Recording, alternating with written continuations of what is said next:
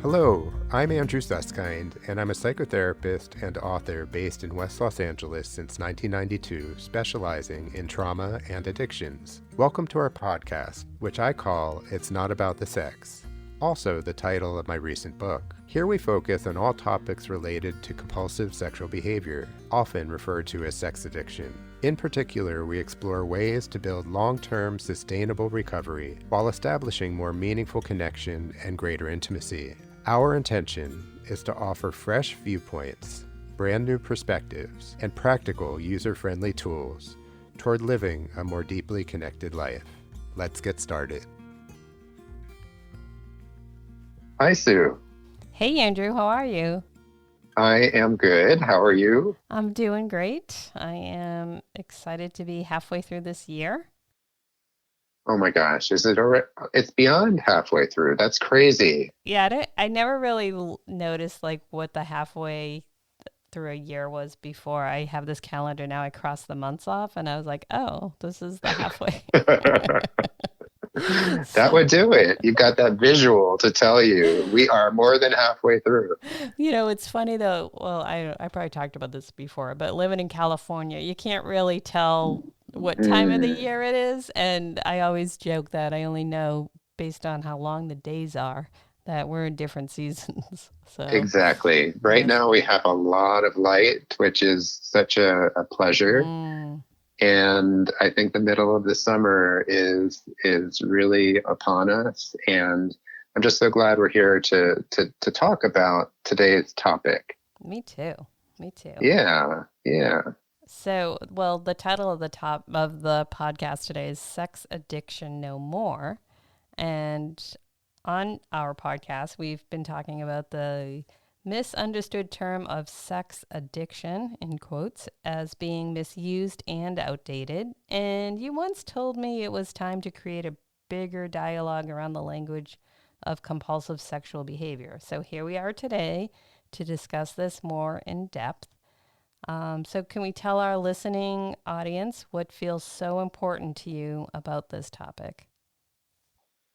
Absolutely. So our intention for this podcast in general is really to destigmatize compulsive sexual behavior, if I were to whittle it down. And so this particular topic today is very close to my heart. It's partially personal and partially professional.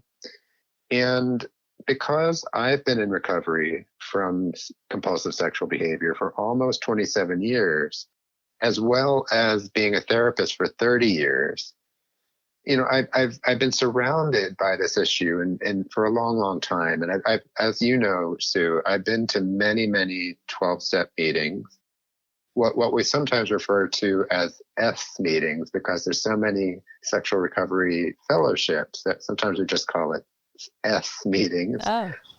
And because there's SCA, SLAA, SAA, SA, right. So it's just a shorthand. Right. And I've seen lots of people, both in my office and in the 12-step rooms, struggling with this particular issue as well.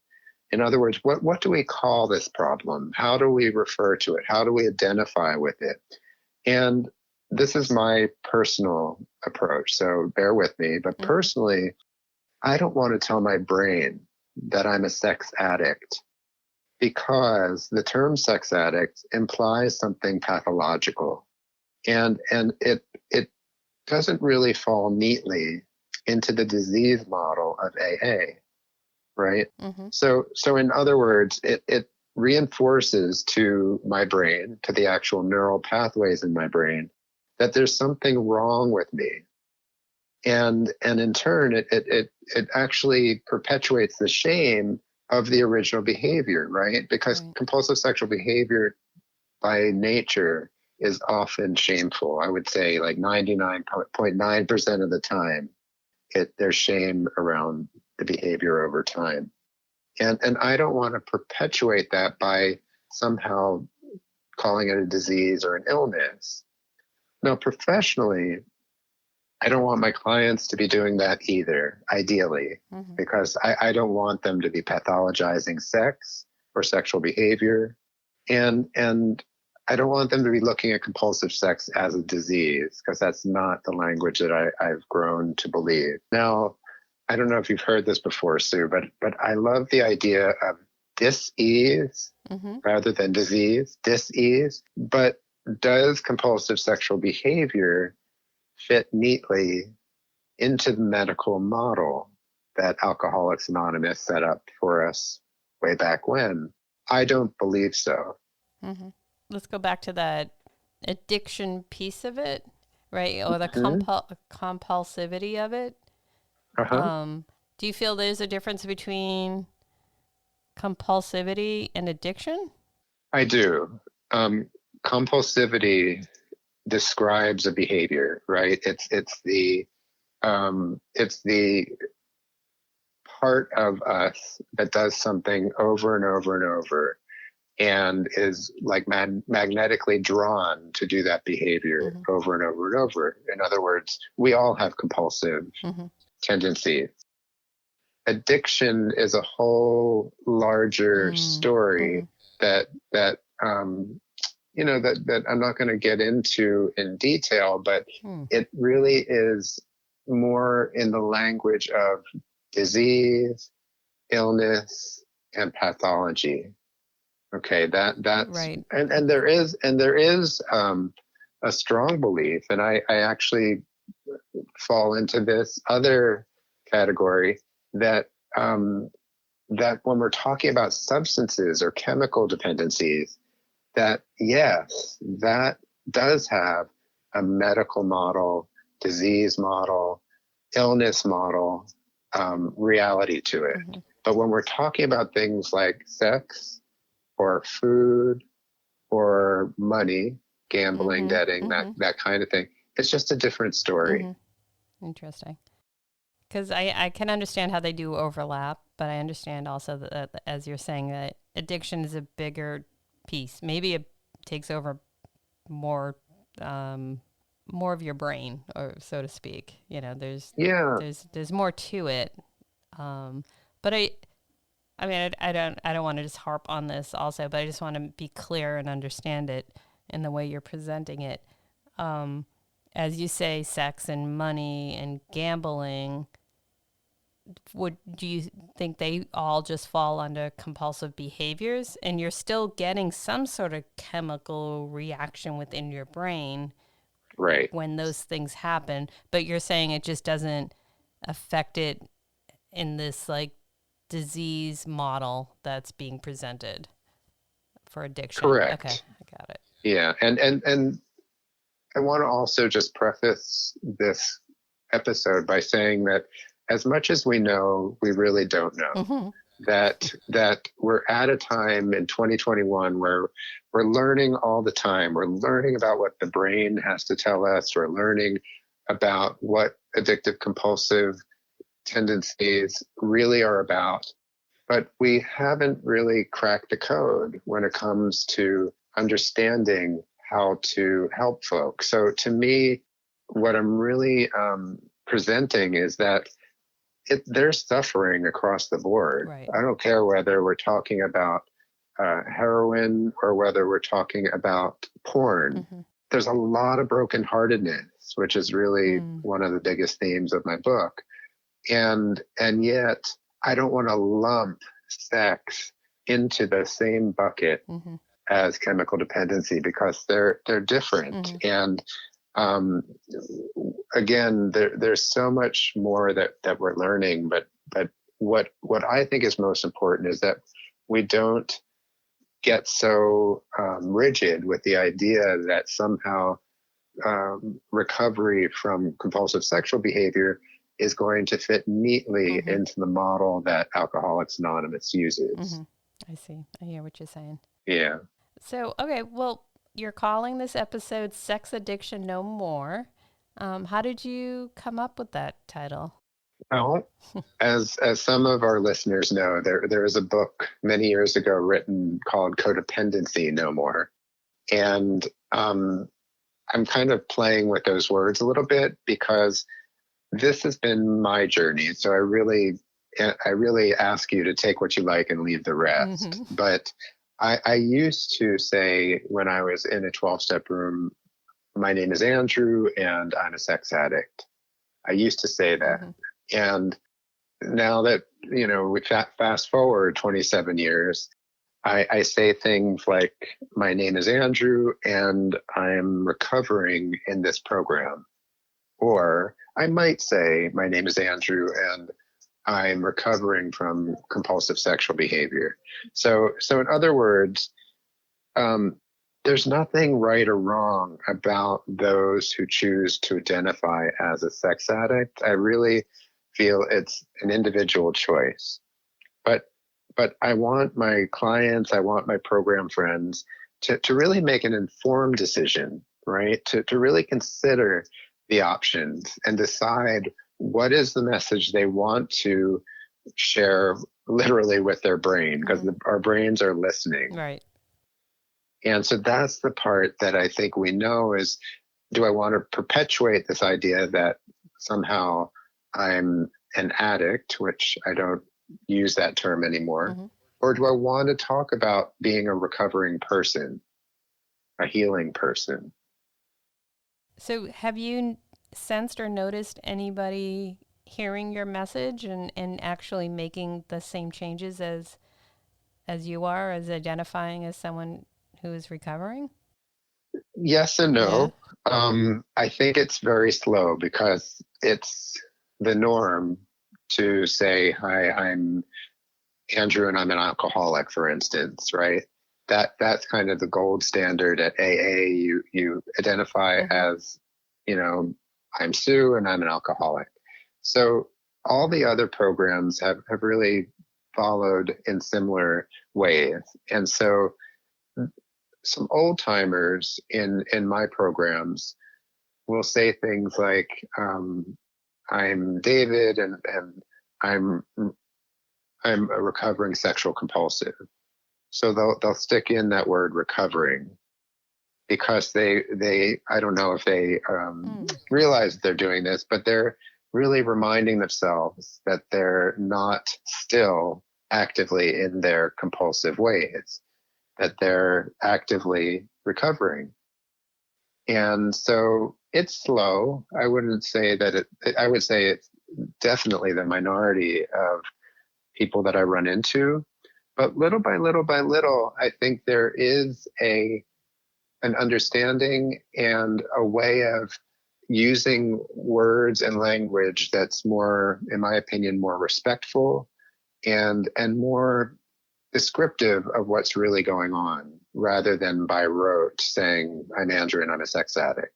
Does that make sense? Oh, absolutely. No, I definitely like to preach that same message, that the more you can change the things that you say out loud that are negative, and put Mm-hmm. yourself in, identify with what it is that you actually want to be.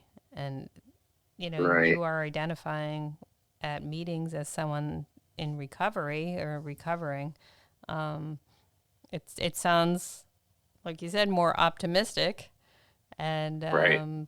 yeah, so talk a little bit about what The Who did in 2018.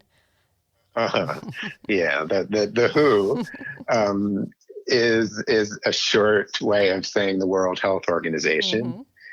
And before I go into that, I just wanted to just say once again that I want to focus on the recovering part of me rather than the compulsive part of me. Mm-hmm.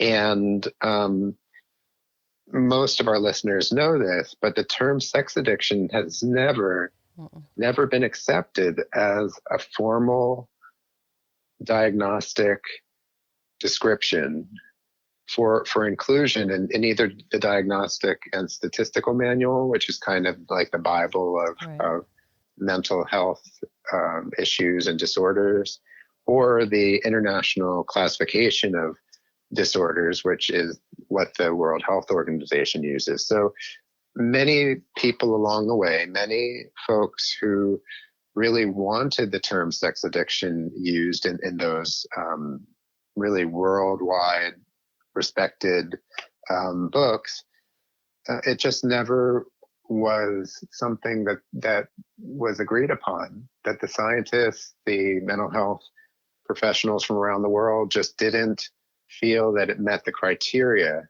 for something that they wanted to include, which is the segue to the World Health Organization. So a few years ago, it was either 2018 or 2019, I believe, they actually decided to include what they call compulsive sexual behavior disorder in their book, the International Classification of Diseases.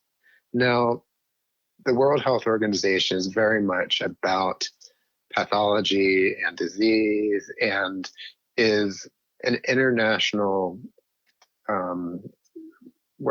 collaboration of various types of mental health professionals and medical professionals in general. So this was an absolute turning point, because here this big organization, highly respected organization, said that compulsive sexual behavior is going to be included. Now, I'm not completely in agreement with the word disorder, but I do see this decision as progress. And what it does when they do validate something of this nature is it helps us get more treatment, more resources to all of those individuals worldwide who still suffer. So it's a huge opportunity to get resources to folks who have difficulties out there with compulsive sex. And ultimately, to me, that's really what counts, right? Oh, so yeah. So legitimizing this diagnosis, as they choose to call it, or to identify this as a verifiable problem that really requires further research. So it opens doors for grants and for different opportunities for researching this particular issue. So just to let our audience know, and I think you know some of this already, Sue, that they define compulsive sexual behavior as a persistent pattern of failure to control intense, repetitive sexual impulses or urges, resulting in repetitive sexual behavior. Mm-hmm. Okay, let me repeat that. It's a persistent pattern of failure to control intense, repetitive sexual impulses or urges, resulting in repetitive sexual behavior.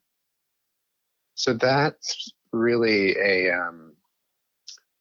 we're talking about many, many brilliant people that came together to validate and describe what that is. And if you notice, it's really not it doesn't pathologize it. No, it really talks about the behavior itself, which I was so pleased to see. Yeah.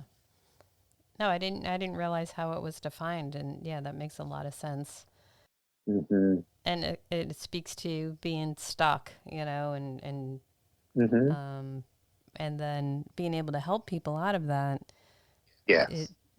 It's amazing that they're opening that up, and people can now say, okay, this is what this is. This is what I have. Yeah. Exactly. That's great. Right.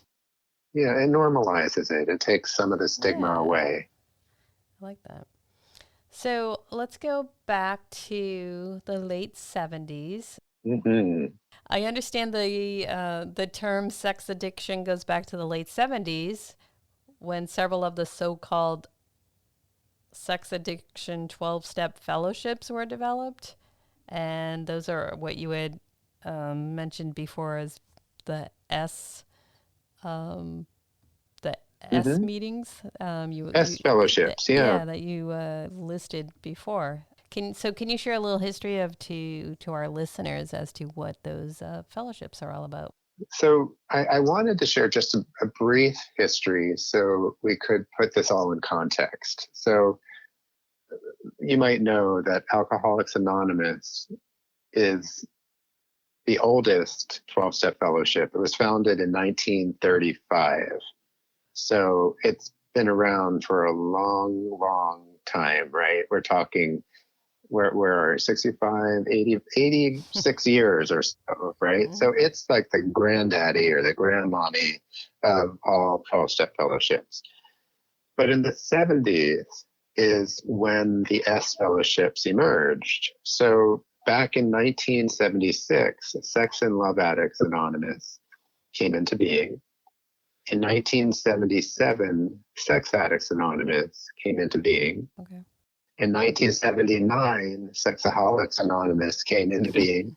And lastly, in 1981, Sexual Compulsives Anonymous was founded. Oh, okay. So without going into all of the differences among them, my understanding is that at first, they actually didn't know about each other. And the reason they didn't know about each other is because it was very stigmatized and a lot of hush hush around what it meant to be dealing with this problem. And then these four fellowships have all prospered because there's so much need for support in this area. Mm-hmm. And yet we're talking only 45 years ago since these fellowships came to be. Wow. And so I just wanted to mention that because that's really the backdrop of where we are today, that we're still learning and we're still growing and we're still trying to understand how to best address these issues, whether it be in clinical ways, in therapy, et cetera, Mm-hmm. or whether it be in the 12-step rooms. We're all still learning together. Mm-hmm. So, do you know how did the term sex addiction become the primary way of describing this behavior? Well, I don't know the actual first time it was used, but I do know when it became popularized. Dr. Patrick Carnes is considered to be the pioneer in this field, and he wrote his first book, Out of the Shadows, Understanding Sexual Addiction, in 1983. So that was a breakthrough bestseller because he wrote about something that was affecting so many people and just wasn't being talked about in wide circles at the time. And it's actually a really excellent book, which sometimes I still recommend to clients today, even though it has more of a sex addiction focus, and that's the words he uses. Mm-hmm. But what's most important is that as a result of this book, and as a result of how much the 12-step fellowships have grown, the term sex addiction became very popular and part of the language of not only addiction recovery, but popular culture. Now, the only problem with this, going back to what we're sharing today, is that compulsive sexual behavior doesn't fit neatly into the 12-step model of AA. Mm-hmm. And like I keep saying, because we need to integrate sex and intimacy, our relationship with food, our relationship with money into our lives in healthier ways. It's not like just putting the plug in the jug. It's a whole different story. Yeah, interesting. It's true. They should be all meshed in part of our lives. I never thought about it that way when you just said that. It's like, yeah, don't exclude them, just include them, Yeah. but in healthy Yeah. ways. One of the, just to expand on that, when I first went to, at the time, SCA, I heard this idea that one of the goals of being in the 12-step program was to integrate sex and intimacy into my life as a healthier element. Yeah. To integrate sex and intimacy into my life as a healthier element. It wasn't about being, some kind of a monk up on a mountain in Tibet. It wasn't about being abstinent for extended periods of time or for the rest of my life. It was really about integrating these what I consider to reclaim my birthright in a way that really works best for me. So that's. And I bet you that's a good feeling to have. Yeah. When you know you can set up boundaries and and still have it be a part of who you are, but just in Exactly. a healthy way. Yeah. Yeah. Cool.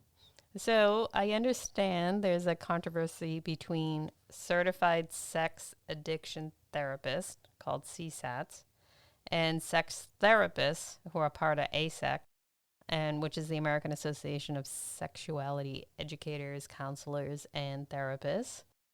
What is the controversy, and why can't everyone just get along, Andrew? We all want people to I get better. know, I know. I think from the time I was a kid, I wanted everybody to get along. Yeah. Well, the truth is that there's a lot of strong opinions Mm-hmm. and a lot of conviction about what's right or wrong. And it's funny, Sue, because as you know, I'm not formally affiliated with either side, Mm-hmm. right? And instead, I do believe that both sides have something important to say. And I have colleagues who are trained in both ways, CSATs and sex therapists. So I guess in a way that makes me kind of like Switzerland, Right, neutral. exactly. I mean, I'd like to think of Switzerland as neutral but solid, that Mm-hmm. that I get to stand clear, that I'm not necessarily going to be swayed in one way or the other, but that I believe there may be important points to both, right? Mm-hmm. So Mm-hmm. here's an example for you. You and I both know Patty Britton. Patty is a very seasoned sex coach and sexuality expert. And I used to teach a module in her class. She taught human sexuality for many, many years. And she asked me to come in and talk about compulsive sexual behavior and assessing compulsive sexual behavior to her students. And I loved the opportunity because she comes from a very particular approach and model of what sex is all about, extremely sex positive. And I came in and talked about something that, was a little different language and a little different take on things. So that was a really good example of where we kind of blended our specialties, right? Mm-hmm. And along the same lines, I also highly respect Alex Katahakis, who developed the Center for Healthy Sex here in Los Angeles.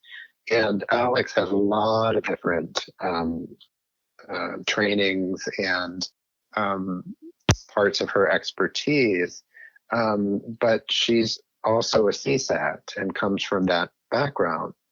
So, Patty and Alex and I are all close colleagues. Luckily, we all get along. Mm-hmm. We don't, we may disagree on certain points, but we believe that we each have something to offer. So it's not always about sides, but there are really, really strong convictions and different camps out there. Okay.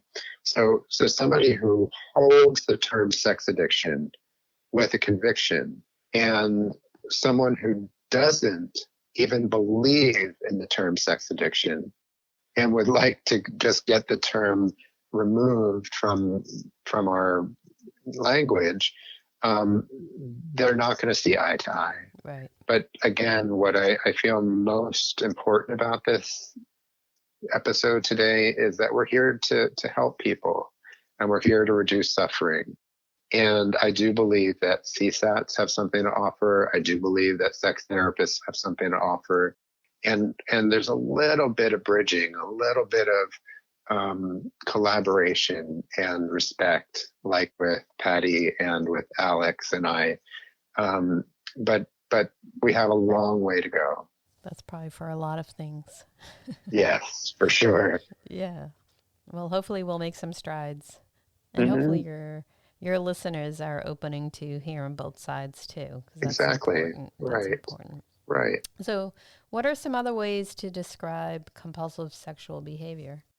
Well, thank you for asking that because there's a lot of language being bounced around nowadays. And I just want to share a few things with our listeners.